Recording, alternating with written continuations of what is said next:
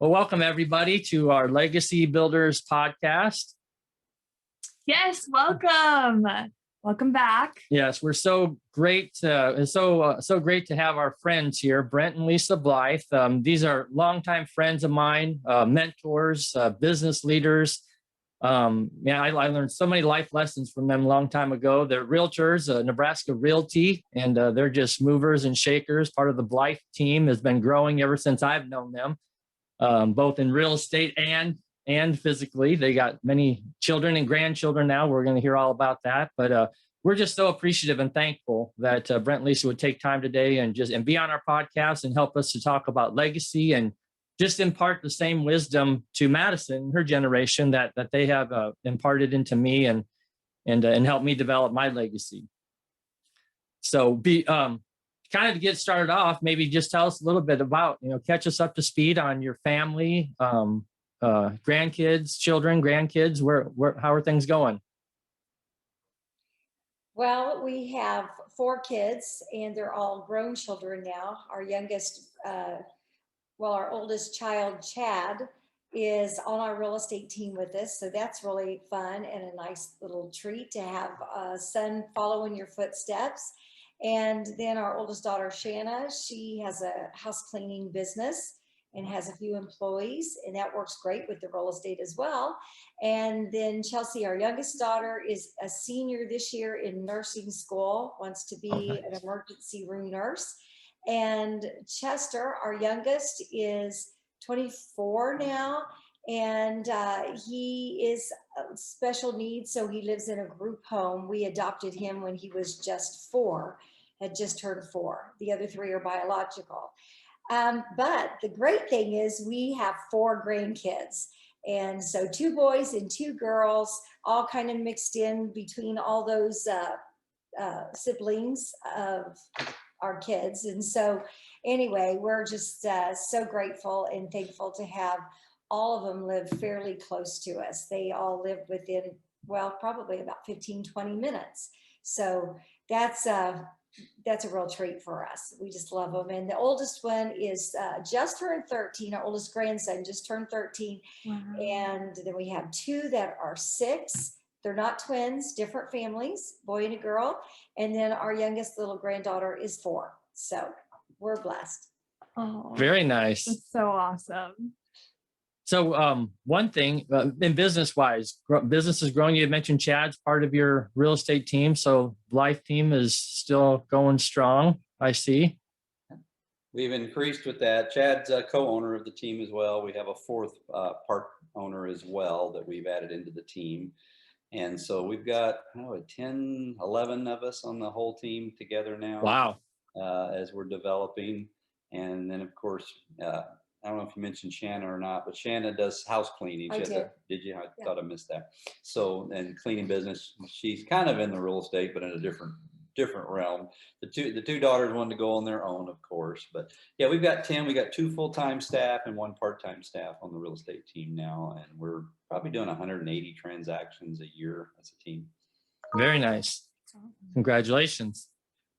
So, and that's one of the things with legacy that I like to talk about, and and the speakers that we're bringing on to talk about is just that. It started. I remember when it was just you, Brent, and it was just you're the only realtor now to grow into this, and your son being a part of that. And it's just that that's to us what we're defining legacy as. And so from a business standpoint and just life lessons, that's what we're here to talk about. And that's why I even appreciate you, Lesa, is a strong, business-minded, motivated woman is the type of person I want to put Madison in front of to see these examples, as business leaders, female business leaders. And I, appreciate your perspective on that. But before we get into that part, I saw that you had just recently gone back home, and there's a video that you had on your Facebook. You went back home to visit your dad. I think he just turned 90 recently. And you had taken some pictures of your family farm, and you're just kind of reminiscing about your past family. I was just wondering if you could share, again, this is legacy. What kind of take backs did you have from, your past, your upbringing, what are some things that you'd share, on building legacy? Okay, well, yeah, I do some silly little videos. I try to keep them pretty short, but I do some videos for real estate just to keep my name out there and let people know, hey, I am selling real estate too. I'm on the Blythe team, and set my own goals for my own portion of that team. But anyway, I went back recently and visited my dad. My sister and my brother were both there, and we had a chance to go back through one of our childhood homes, one of my childhood homes. I didn't live there a long time. I was only there for up through about the middle of third grade. But the fun part about it was we got to go back through that house, and when I walked through the house, it's amazing how many memories I had. And some of the most prominent memories, I guess, would be that's where we started going to church because my parents were unchurched. When I think about the whole connection of the church that was just up the road, and it's still the same church that my dad goes to today, and he is the oldest living member of that church, and he's now 91. But I love thinking about the memories there, because if my parents hadn't gotten involved in that church, I often wonder how a different road my life would have taken. And one thing that may have not ever happened would have been that I would have met Brent, because we both met through church and our Christian colleges. And I don't know that I would have ever met him. So, but I love that. I grew up on a farm, and the work ethic that was given to me down from my parents. And I don't know if you know much about farming, but your work is never really done on a farm. There's always something else to be done. And whether you want to get up early or you want to have to go do something out on the farm, you just have to do it. That's just part of it. And it does teach you to be, it just teaches your work ethic. And so those are probably one of the two main legacies that I feel like I brought from growing up, was the Christian ethics side of it, and then the work ethics side of watching my parents and the farm and how hard they worked. And you just do what has to get done until it's done. And I'm so thankful for that legacy. That's so awesome. And you mentioned your videos too. And I just want to say we love those. We've been like looking at your Facebook. We love Moments with Lesa. They're so awesome. Thank you. They're really kind of hard to watch myself. I try to do one take and I'm done, because if I keep trying to redo it, it's like, just do it and just be natural. Yeah. Well, it gives such Thank a you. personal touch to it. And so it's so awesome. Appreciate that. Yeah. How about you, Brent? I know you didn't may not have gone and reminisced back there, but I saw you went on a recent fishing trip with family. So just the one thing I really appreciate again about both of you is just the family values that you have, and seeing that you guys went on a fishing trip. You took your son with you. Tell us about that experience, and maybe even kind of what kind of legacy lessons would you bring out of not just that trip, but kind of about your past? Well, one of the things I learned a long time ago is the preciousness of time with family. My dad passed away when I was 20 years old. Wow. And then I lost my brother. He was my older brother. He was 26. So you just never know how much time. So those times I did not get to really spend with my dad, other than growing up until 20. I was in college when he passed away. Is kind of, I looked at him and said, I don't want to look up and say I didn't spend time with my son, my daughters. And so we do different things with, different kids are all different personalities, of course. So I have an uncle that's almost like a brother to me, and he was the best man in my wedding. However, our wedding, which would have been my dad, had he been around, to be honest. We were that close. So he's become a brother, and he's fishing to the nth degree, and I just enjoy it.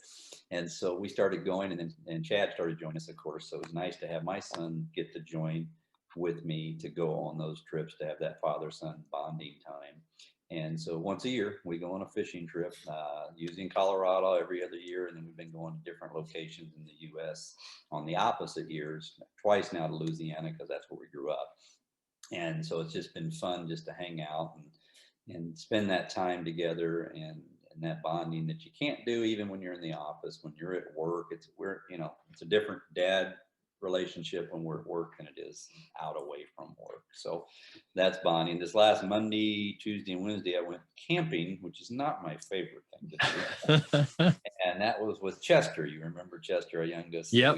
Yep. And he's special needs, and he loves camping. So I conceded, and we rented an RV and went for 3 days up at Mahoney State Park. My oldest son goes, it's hot in July, Dad. Why did you go in July? Because it has air conditioning in the RV. That's why. Yes. So we spent some good time there together, and of course it's close enough. Chad came out one night with my grandson Lincoln, and Lisa came out another time, brought Jaden, our other grandson. So the oldest oldest and youngest grandsons came and joined us, and we just spending that time with the family. And of course, as you know, your family, and I knew your dad very, very well. And it's just hard when you lose that dad. You kind of realize that time's precious with the family. So. Yeah. And that's, man, you're so instrumental. I remember talking to you, after my dad had passed, and, even you had mentioned, this had been probably 30 years, about 30 years after your dad had passed. And you had just told me, it's been a long time and it just never gets easy. And I think that's a testament to the power of a good, healthy, a good dad role model. It's just not, you just can't replace that. And I mean, it says a lot about, the connection that you had with your dad. And even though, there definitely was cut way shorter than my dad, but then to carry that on, and I mean, here your son's working with you. It sounds, I mean, you guys have great relationship, going fishing and everything. And so that's just really cool. And it doesn't get easy. I appreciate your wisdom. It hurts less, but you still wish you had more time. Yeah. Yep. 100%. Yeah. So maybe switching gears a little bit to, the business side of things. I know when I met Brent and Lesa, they were going around the country doing leadership training, speaking on business, about building businesses. And it was just really from a business standpoint, even building your real estate business. If you're speaking to, Madison's got some great business ideas. We've got, I don't know if I told you, I'm actually a home builder out here we're in Tennessee. And so building houses. And so, into real estate, I like your dad's quote. Lesa said, buy land because they're not making any more of it. So that's what we're doing. And we're doing that. But so, I appreciate your sense of business mind. So, what will you speak a little bit, maybe both of you guys on that from a business perspective, and just teaching business leaders, what are some things that you could impart to them from a business standpoint? Start? Okay. Well, one of the things that I was thinking about this morning, I got up, had my cup of coffee, went out in the hot tub. And so nice, relaxing in the backyard. We got a pretty private backyard, so it's kind of fun. And I was thinking about back when I was even younger than you would have been, Eric. So it'd been more Madison's age and that group of age. And boy, back then you wanted everything and you wanted it now. And it was all about how can I get rich fast? How can I get rich quick, easy? All of those temptations are there in the 20s and early 30s, as we all want to find something that's going to make that happen.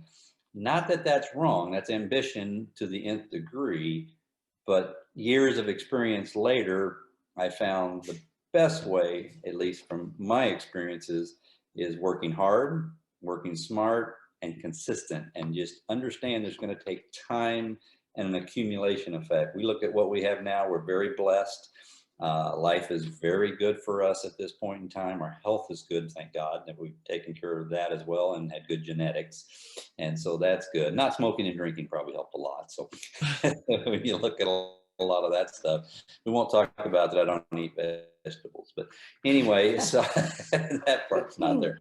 But I look back and I go, if I could have just had a mentor in my life at that point that says, you always heard work hard. that's fine. And I always said, well, I want to work hard, but I also want to work smart. I didn't want to just physically work. I could go out, and I started roofing in college and made very good money in college, ran 4 or 5 guys, crews from the work. They always needed money. They'd come out and work and go, wow, this is good. But it was physical hard work. Couldn't have done that my whole life. Didn't want to do that my whole life. So I kept looking at how can I work smarter? And so you're always looking for that business or that way to duplicate yourself or to generate that. And the biggest thing I learned over those years was to not get too big of a hurry, not try to do everything at once, but more really be consistent. And I remember years ago, I kept hearing these people talk about, yeah, I built this and it built to a certain level and I could sleep to the crack of noon. And you know what? That's overrated. People say, when are you going to retire? We don't know if we are going to retire. We love what we do. I tell people the last year or two, I have cut back. We've cut back to full time, or at least I have. Lisa works a little more than that now. She's a very outgoing and motivated and competitive, Eric. You'll be impressed. And so I've actually have cut back to full time, and it feels like I'm part time because we used to work so many hours. It was 70, 80 hours a week, very hard, very consistent, but still taking time out for family and other things during that time. I found it huge. Because if you postpone some of those things just to build your business, you know, with my dad passing away, your dad passed away, my brother, I realized I can't do like I've seen a lot of people and neglect the family to build up a business or a legacy of a business. You got to find some balance. There's never a perfect balance. So started real estate back in 1987, just me. Then Lisa got her license. Then we had kids, so that made it difficult, even though a lot of people today now work their real estate business along with their children. Back in our generation, it was different. And then once the kids got older, Lisa started coming into sales. In fact, this year, she's the #1 salesperson on our team. I will brag on her. Bye-bye. Yeah, she is. She is way ahead of all of us. She's doing quite well. So I jokingly call her my sugar mama this year. You're going to make money, I'll help spend it this year. It's kind of fun. So, but she is really, really rocking it this year. So it's just kind of been fun to be. We don't work every day at the same clients, but we have a lot in common. She's out with her clients, I'm out with my clients, and vice versa. And then we meet as team. So it is kind of fun to build that business and to build staffing in so that we do have a lifestyle. That was one of the things I started earlier and hired a coach, and that coach talked about, you shouldn't be doing paperwork. You shouldn't be doing this. So we've been slowly evolving, and now we have 2.5 employees, 2 full-time, 1 half-time. We're still busy, but we delegate a lot of stuff so that we actually can have a life and enjoy it as well. You want to add to that? Well, as far as, I'm trying to remember the original question, but the business side of building a legacy, for me, my story is a little different because I always knew I wanted to be there for my kids. I wanted to get married. I wanted to, and I saw that role model from my own mother, who on the farm, she worked with my dad. And so I always wanted to find something that I could maybe in my right work with my husband, if at all possible, but also still have my own identity. And as I was a stay-at-home mom, like Brent said, I did get licensed, and I did a lot of behind the scenes work for him when he was doing real estate in the beginning. And then we started our family. I started having babies, and I stayed home. And a lot of my friends were going to work. Some of them, not a lot of them, but some of my friends were starting to go to the workplace. And I just always felt like I wanted to be home and raise our children with the morals and with the things I wanted them to learn, not someone else necessarily. And so we did that. But then once the kids got to an age where they were pretty much on their own, you know, they get into junior high and high school, they're not needing me as much. That's when I jumped back in full time and decided to really step into the real estate. And looking back, I feel like sometimes I missed like kind of my own identity with like in the real estate, because everybody knew Brent, and here I was Brent's wife or Chad's mom. I was always somebody's mom or daughter or sister or something. But but I think that has made me strive to be who I want to be in real estate. And so I look back and I love that I was able to live the life I wanted to live as far as raising my kids and being in their lives. But now I'm thoroughly enjoying the real estate. And I think that's probably why Brent is starting to slow down a little bit. I'm still full force going because all those other years was living, with doing things with the kids and kind of doing things for them. So now it's kind of like, what can I achieve? And I love that part of it. And so I don't know if I answered your original question at all, but for me, that I was willing to give up the business side so that I could support Brent and do our kids, and then work on what I wanted for my life. And thank God we've been healthy so that I was able to do both. And we also found a profession where I could jump in at, age 50 and still make it work. I guess I was about 45 when I jumped in, but still. That's so good. Do you feel like you found that sense of independence now in that role? Yeah. Yeah, I do, because like I said earlier, we are a team. We work together and we complement each other. But we also have, even though we have the Blythe team has Blythe team goals of what we want to accomplish at the end of the year, but everyone on the team has their own individual goals that they set.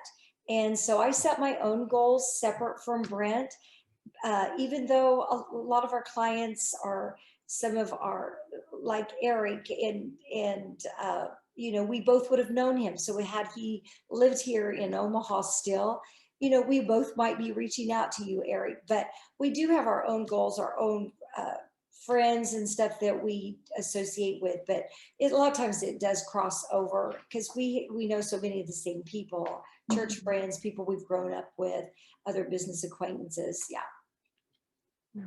How did you overcome, and this will be kind of a twofold question. A lot of times there's maybe a sense of unworthiness, or man, I'm not.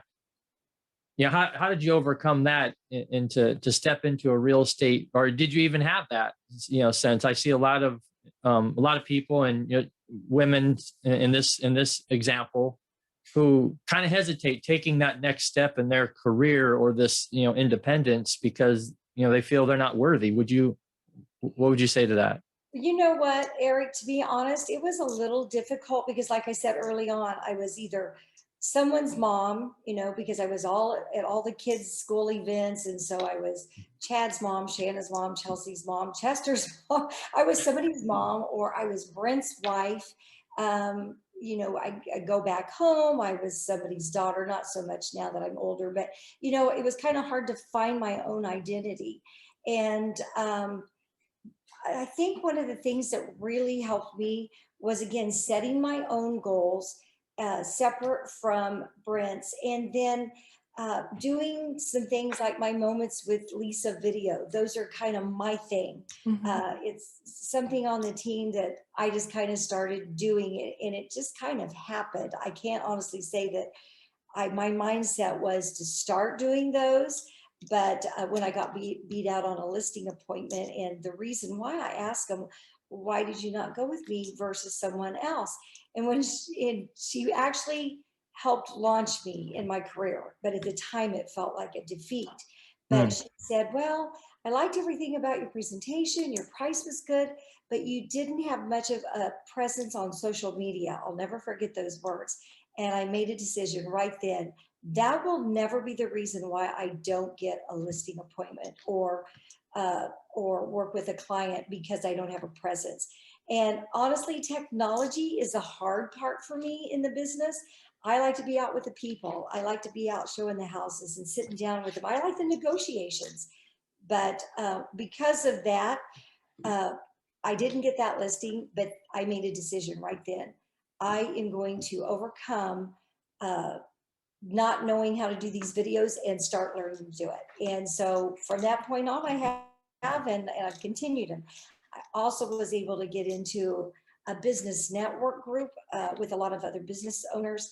And that kind of helped give me my own identity I am the face of real estate in that group, and there's about 23 to 25 of them. And so, and we meet every week, and that kind of gave me a sense of purpose too. So, and I do a lot of volunteer work at church, and because of that, I send a lot of emails, and my name is there, Lesa Blythe with the Blythe team at Nebraska Realty. And so that also gave me a sense of my own identity, because simply I was just volunteering, but my logo would be there on the real estate site. And so that's the only email I use. And so that gave me a sense of identity. And when people start referring you to other people, that really helps your identity and helps you overcome any lack of, or I should say not lack of, but insecurities that you have. So That's good.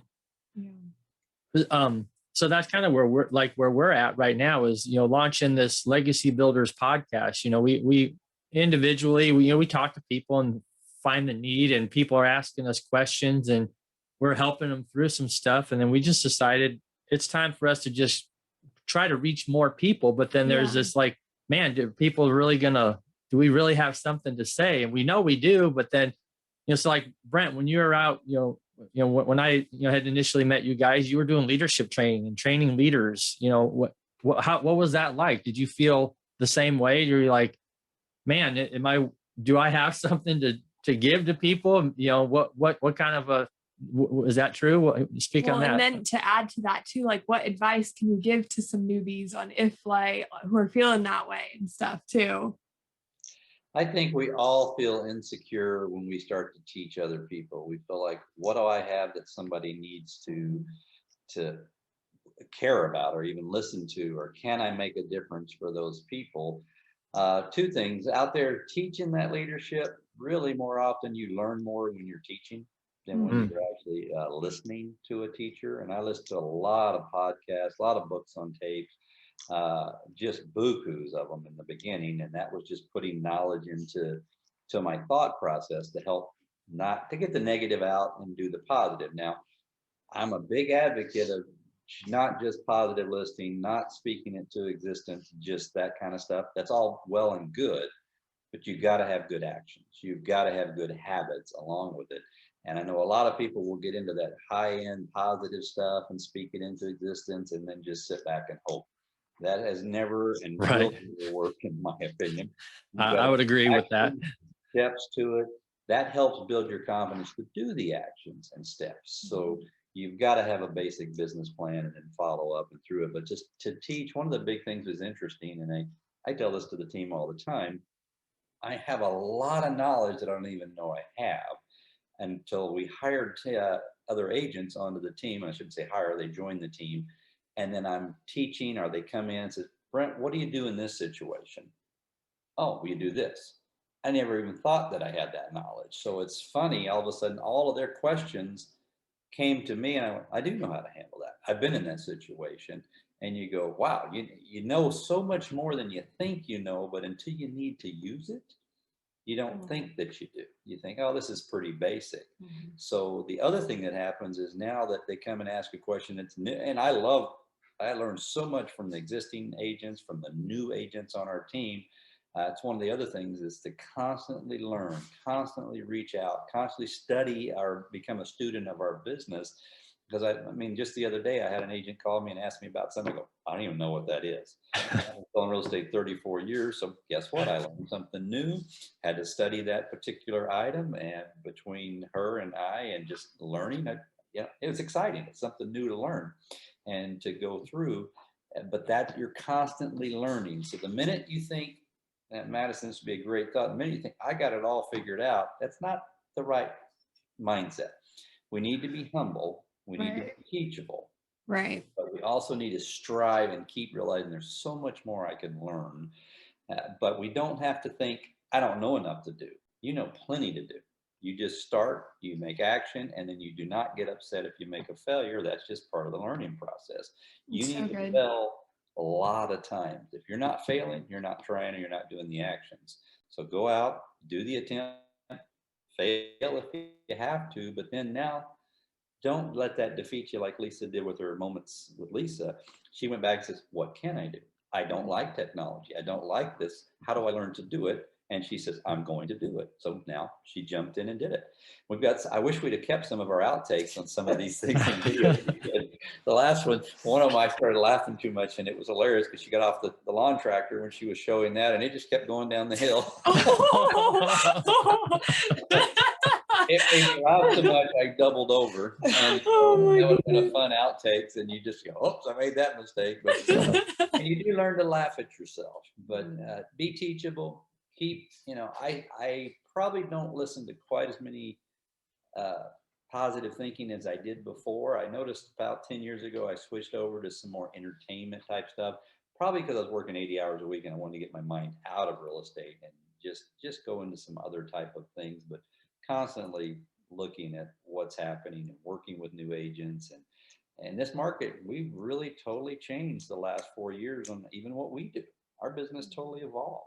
And that will then eventually go back, which is then when the team will come back and say, well, how did you do this? Because some of our team members have never seen nothing but this kind of crazy market we're in right now. Okay, what do you do when a house stays in the market 3 weeks? They panic. We had them staying on 6 months at one time on the market. At 35 listings at one time that you were doing a price reduction every single week because the values were going down. And it's only happened once in our career. But you've got to evolve and adapt through that. And then you deal with your other peers. I'm sure, Eric, you deal with other builders and you have an association, and then you find out what's working, what's not working, what's happening, and keep learning. That's probably the most important thing. But don't let not thinking you know what you do or know what you're doing to not start an action. You have to go out and start, or you won't. So good. Well, and you had mentioned, I appreciate you guys that you laugh at you have this ability to laugh about things, and you don't take too many things. I've never seen you guys take too many things like super serious, and you can have fun with each other. I mean, you're very intent, and that's why I love your focus. I love your intent, but you guys can also laugh and have fun, and kind of like you were talking about the outtakes, and and just kind of laughing at each other. If you don't have fun, if I'm not having fun, I'm changing careers. I tell my clients, and I'm going to have fun. We're going to joke around. If they really don't like that, they'll probably need to pick a different agent. Yeah. So I know you've already shared so many things. So just kind of to start concluding and wrapping up the podcast, we've talked about past and business stuff. Is there what other life lessons, or if you were to impart, this is now an opportunity to impart life lessons into the next generation, speaking to Madison, what other lessons would come to mind that you would impart in our closing segment here? Which you did just give some great advice as well. I know, that's why it's a hard question, because you're like, man, this has been loaded with advice after advice. But.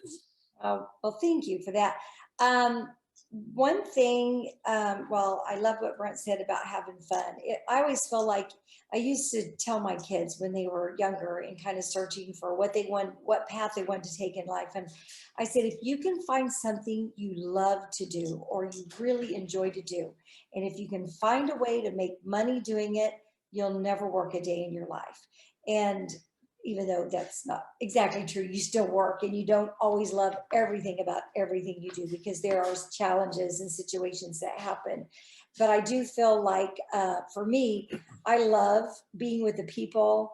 I love getting to know my clients, and I become pretty real with them.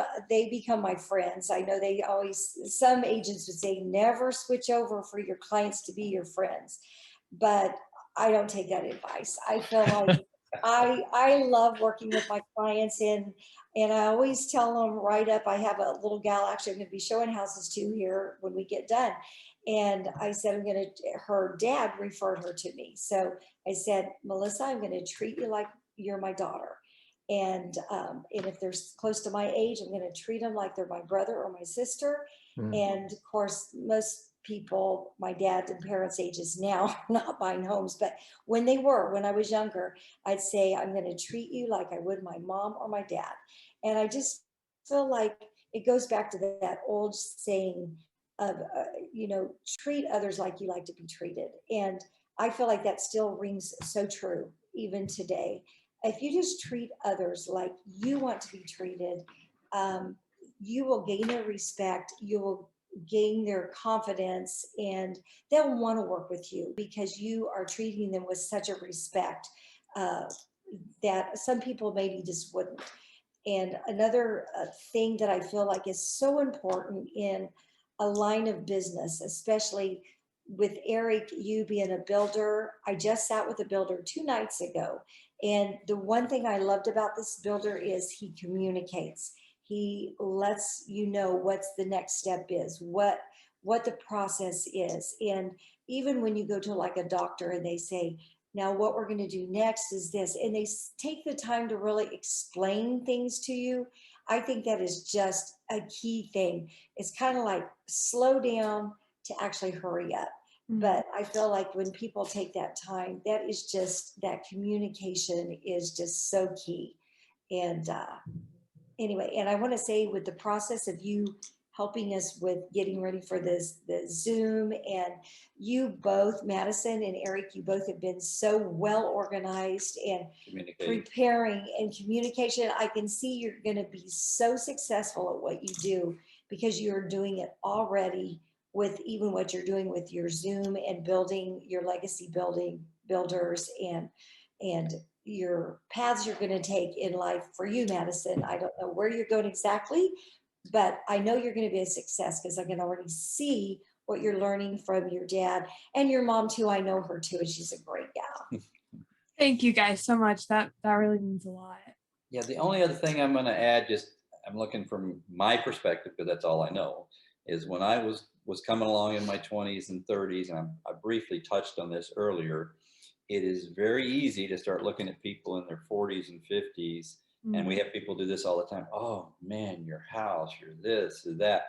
That's accumulation effect. We didn't buy this where we live right now just because we can afford that much in a house payment. No, you don't afford a house this big. You don't have that much of a house payment because you have a larger down payment, you've accumulated, or you have cash and you pay cash for it. So if you're younger and you're comparing yourself to older, that's not even a fair comparison. You'll always, in fact, you'll pass a lot of them that are older that just didn't accomplish a lot in their life. And that's not good or bad. So if you want to get competitive, it's great. That's fine. Compete with someone that's similar to you in your age. Look and learn from the ones that are older and try to learn from their mistakes that you don't make them as well. That's always positive. But remember, mistakes are not a negative because you learn from them, and that'll help you in the future. So it's work hard, work smart, and keep saying, how can I change that, or how can I get better at it? But you can become very unhappy if all you do is compare.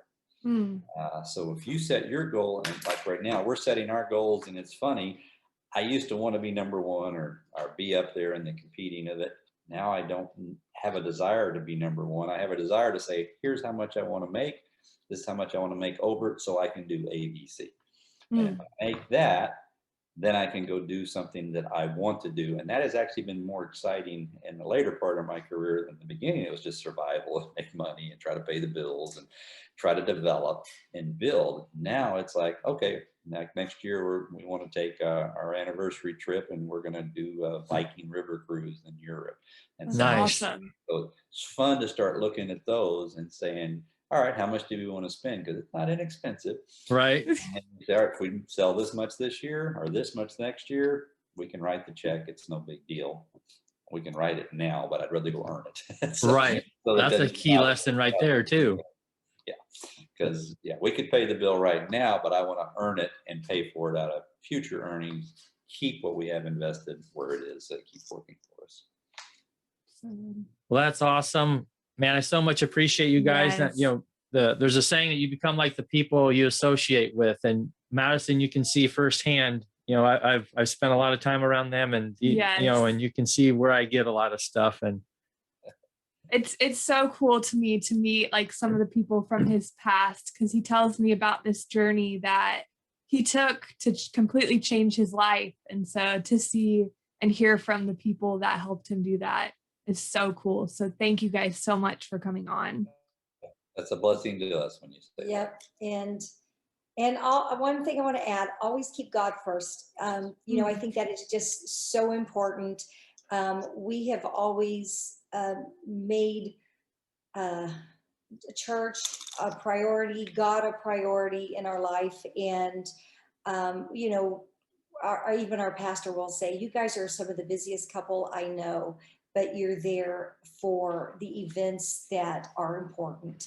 And you're there for, you know, just being there for other church people and stuff.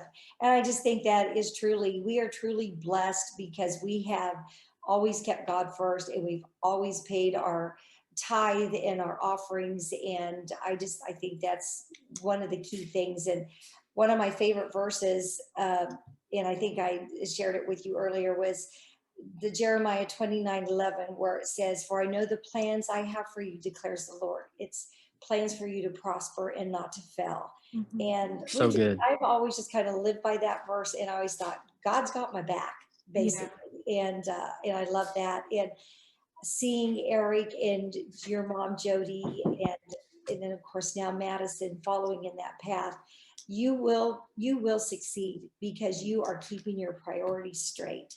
And along with your goals, you guys I already see success in Eric and his mom. I've seen that through the years, and just raising their kids. I'm just so proud of you, because we saw him when he was just this young little unmarried young man. Right. Now married, and he's got beautiful kids, and I can see the path that they're choosing.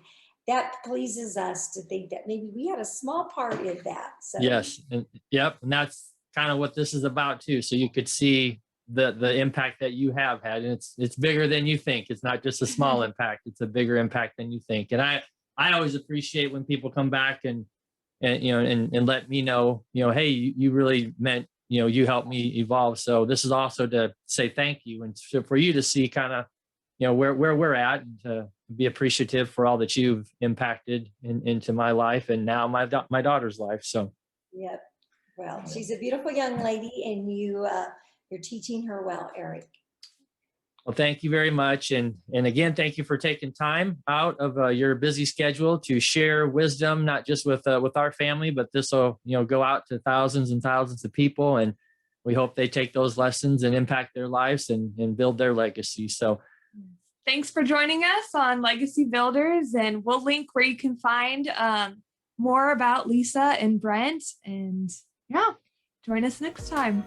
all right. Thanks, everybody. Thank you. Thank you. Bye-bye. Thanks so much for joining us today on the Legacy Builders podcast. Make sure to share this episode with your friends and family, and remember, today is a great day to start building your legacy.